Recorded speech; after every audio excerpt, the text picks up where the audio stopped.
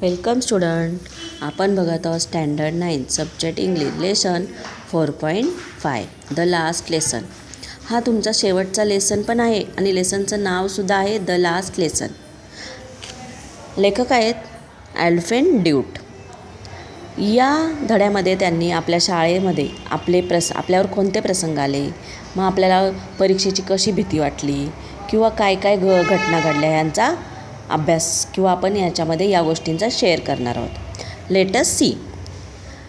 Page number 117. The last lesson. I started for school very late that morning and was in a great dread of a scolding because Mr. Holmes had said that he would question us on participate, and I didn't not know the first word about them. For a moment I thought of running away and spending the day outdoors. It was so warm, so bright. The birds are very charming at the edge of the woods, and in the open field back of the sawmill the precious soldiers were drilling. त्या दिवशी सकाळी शाळेत जायला मला चांगलाच उशीर झाला होता आणि मनामध्ये मोठी धास्ती होती. जास्त करून श्री हॅमेल यांनी आधीच सांगितले होते पार्टिसिपल्सवर प्रश्न विचारणार आहेत आणि मला तर त्याबद्दल एकही अक्षर माहीत नव्हते. क्षणभर मला वाटले की शाळेतून पळून जावेन, पूर्ण दिवस शाळेच्या बाहेर घालवावा. दिवस कसा छान उबदार लखलखीत होता. जंगलातल्या झाडामध्ये पक्ष्यांची किलबिल चालू होती आणि लाकडाच्या गिरणीमागडे उघड्या शेतात प्रिशियन शिपाईची कवायत सुरू होती. म्हणजे लेखकांना त्या दिवशी त्यांच्या शाळेमध्ये प्रश्न विचारले जाणार होते आणि त्यामुळे लेखकांना वाटलं की आपण पूर्ण दिवस शाळेच्या बाहेरच घालवावा. तुम्हाला पण वाटते ना, टीचरांनी टेस्ट घेतली की आपण घरीच राहता, तुम्हीसुद्धा असं करता, शाळेमध्ये येतच नाही. चला तर पुढे. When I pass the town hall there was a crowd in front of the bulletin board. For the last 2 years all our bad news had come from there. I thought myself what can be the matter now. म्हणजे बघा, town हॉलच्या समोर जाताना सूचना फलकावर खूप गर्दी दिसली. गेले 2 वर्ष सर्व वाईट बातम्या इथूनच कळत होत्या. मला वाटले आज काय घडले असेल. Don't go so fast boy, you shall get your school in plenty of time. I thought he was a making fun of me and reach Mr Holmes title garden all out of breath. तेथून जितके जोरात मला जाता येईल तितक्या वेगात मी निघालो, पण लोअर काका घड्याळाची व त्यांचा शिकव मदतनीस तेथे वार्ताफलक वाचत होते. त्यांनी मला हाक मारली. अरे बाळा, कशाला इतक्या वेगात पळतो, तू आरामात शाळेत पोचशील. मला वाटले की माझी थट्टा करीत आहेत, म्हणून जोरात पळत मी हॅमेल सरांच्या छोट्याशा बागेत धापा टाकीत पोचलो.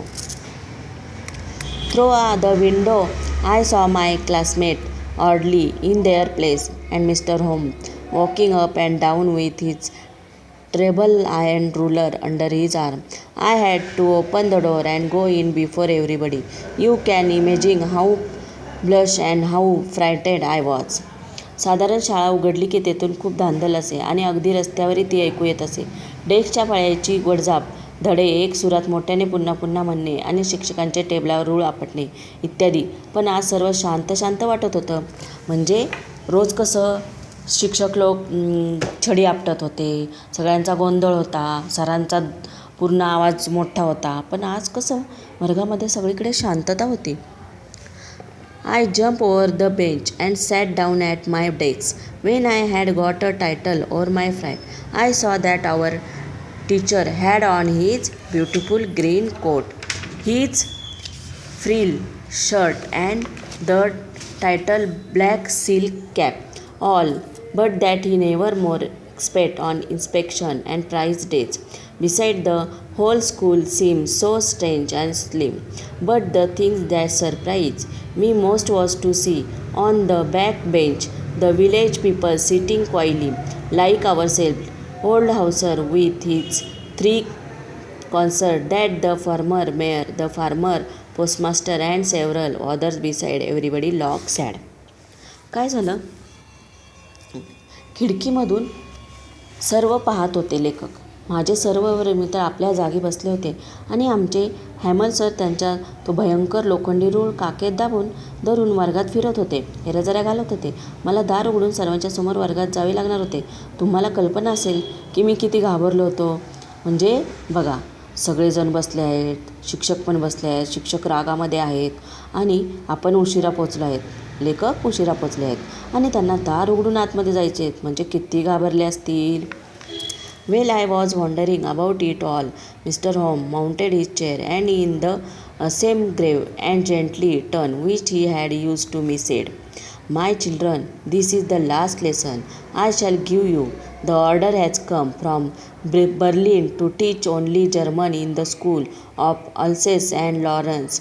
The new master come tomorrow. This is your last French lesson. I want to be very attentive." म्हणजे बघा, मी बाकावर उडी मारून माझ्या जागेवर बसलो. माझी थोडी भीती कमी झाली. मी पाहिले आमच्या सरांनी त्यांच्या सुरेख हिरवा कोट, चुन्याची झालर असलेला शर्ट आणि छोटी रेशीम नक्षीदार टोपी आज घातली होती. ते बक्षीस समारंभ किंवा तपासणीच्या वेळी फक्त ते घालत असत. शिवाय आज वर्गात शाळा वेगळी आणि गंभीर वाटत होती. पण मला सगळ्यात आश्चर्य वाटले ते म्हणजे शेवटच्या बाकावर गावकरी मंडळी आमच्यासारखीच शांतपणे बसली होती.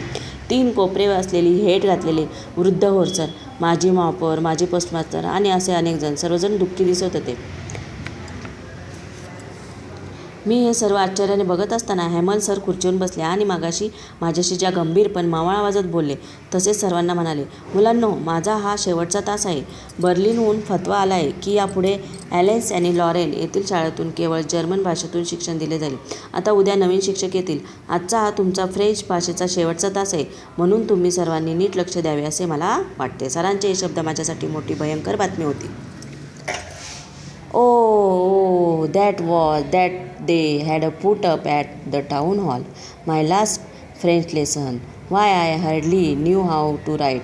I should never learn any more. I must stop there then. Oh, so how sorry I was for not learning my lesson of asking birds, eggs, or going sledding on the sand. My books that had seemed such a while ago, so heavy to carry, my grammar and my history of the Santas were old friend. Now that I could not give up, and Mr. Holmes too, the idea that he was going away, that I should never see him again, made me forget all about his rule and how clumsy he was. अच्छा, म्हणजे town हॉलजवळील वार्ताफलकावर ही बातमी होती तर. म्हणजे बघा, त्या वार्ताफलकावर ही बातमी होती. आज माझा फ्रेंच भाषेतला शेवटचा धडा. अखेर म्हणजे मला कसेबसे फ्रेंच लिहिता येते. आता ते कधीच शिकावे लागणार नाही. आता मला येथेच थांबले पाहिजे. आत्तापर्यंत मी काही शिकलो नाही याचे मला फार वाईट वाटते. पक्ष्यांची अंडी शोधत सार नदीच्या काठावर भटकत हेच मी केले. काही दिवसापूर्वी डोकेदुखी वाटत असलेली, ने-आण करायला वजनदार वाटणारी माझी पुस्तके, माझे व्याकरण आणि माझे संतचरित्रे, हे सर्व आता माझे जुने मित्र ठरणार. हे सर्व आता मला सोडावेसे वाटणार आणि माझे हॅमल सरांनासुद्धा. हे आता जाणणार. तुम्ही पुन्हा कधीही भेटणार नाहीत या विचाराने त्यांचा तो लोखंडी रूळ आणि त्यांचा तरेवाईकपणा मी विसरून गेलो. म्हणजे बघा, आता जेव्हा सर जाणार तेव्हा सरांविषयी पूर्ण माहिती किंवा पूर्ण केविलवाना किंवा सर जाणार म्हणून वाईट वाटायला लागले आहे कवींना. Poor man, it was an hour of this last lesson that he had put on his fine Sunday cloth, and now I understood why the old men of the village were sitting there in the back of the room. It was because they were sorry too that they had not gone to school more. It was their way thanking our master for his 40 years of faithful service, and he showing their respect for the country that was theirs no more. While I was thinking of all this, I heard my name called. It was my turn to recite.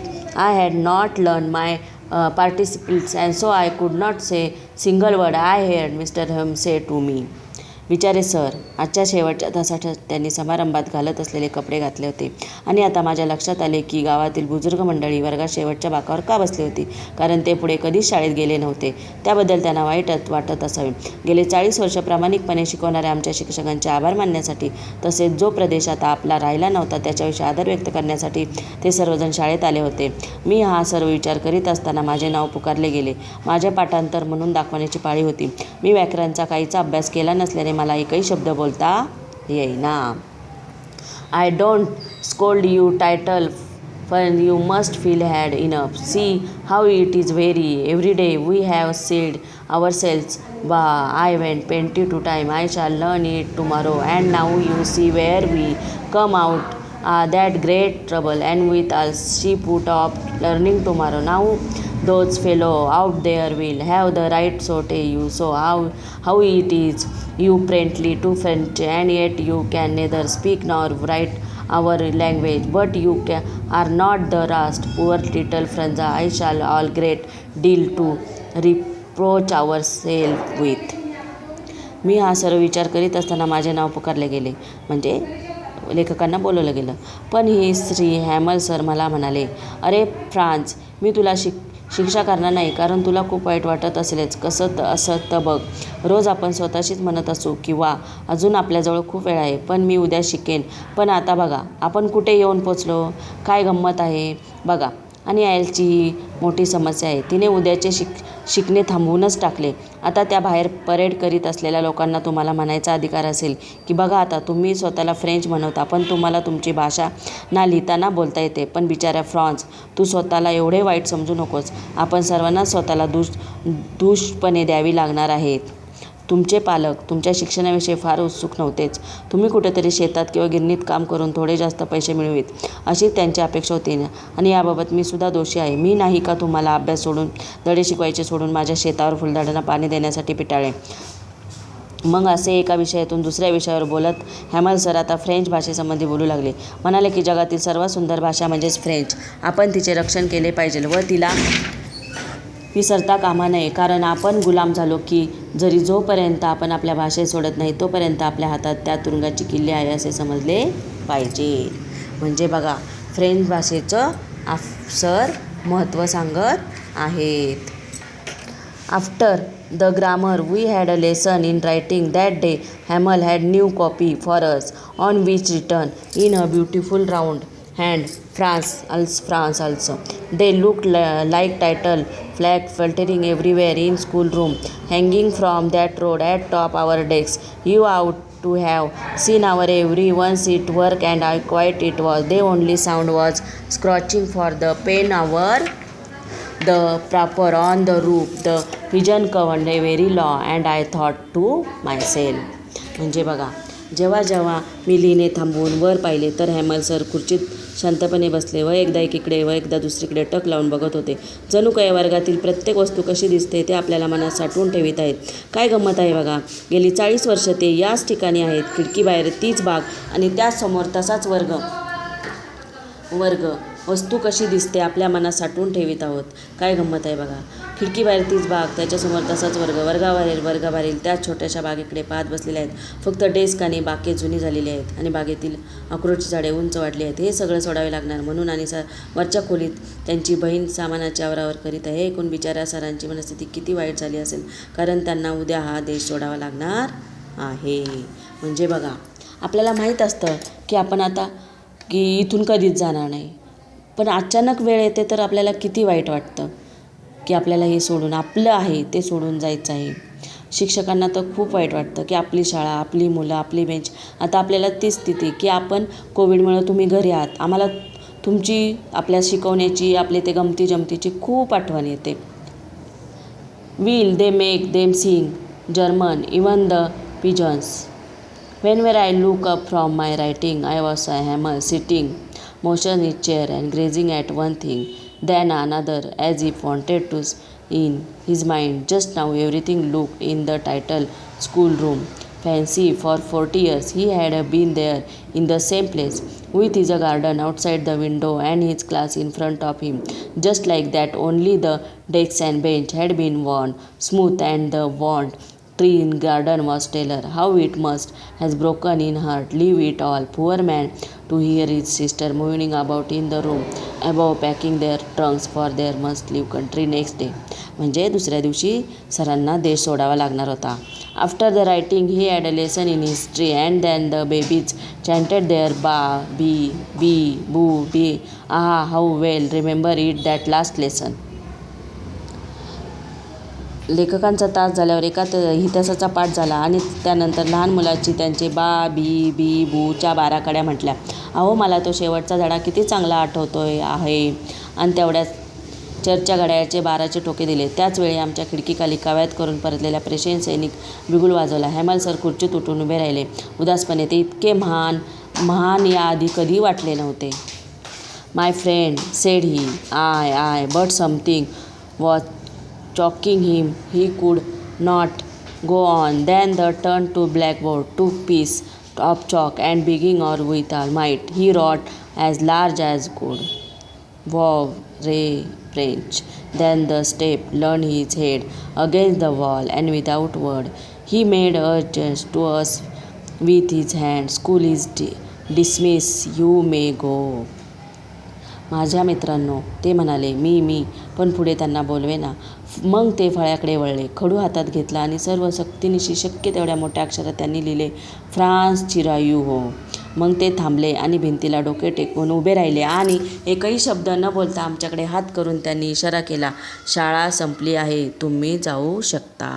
म्हणजे बघा किती वाईट वाटतं ना. आपली शाळा सोडताना त्या सरांना किती वाईट वाटलं असेल. आपली मुले, आपली शाळा, आपली सर्व जागा आणि त्यांना फ्रेंचवरचे असलेले प्रेम, यासाठी कधीही आपण आपलं आहे त्याच्यासाठी खूप जपायचं असतं.